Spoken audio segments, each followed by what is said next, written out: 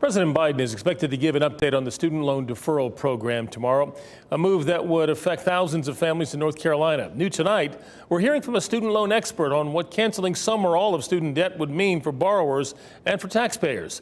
Let's bring in Chris Lovingood. Chris, what did you find out? Well, Gerald, sources say President Biden will announce $10,000 of loan forgiveness per borrower. This would be for people earning less than $125,000 a year.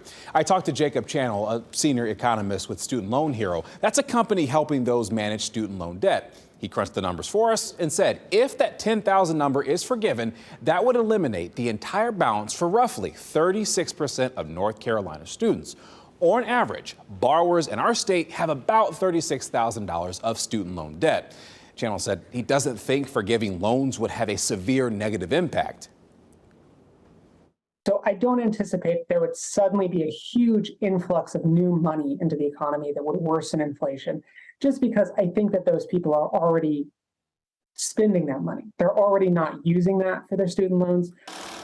There's also the argument for opponents of forgiveness, saying it could teach people to be irresponsible when agreeing to pay loans. Plus, what about the people who've already paid their loans?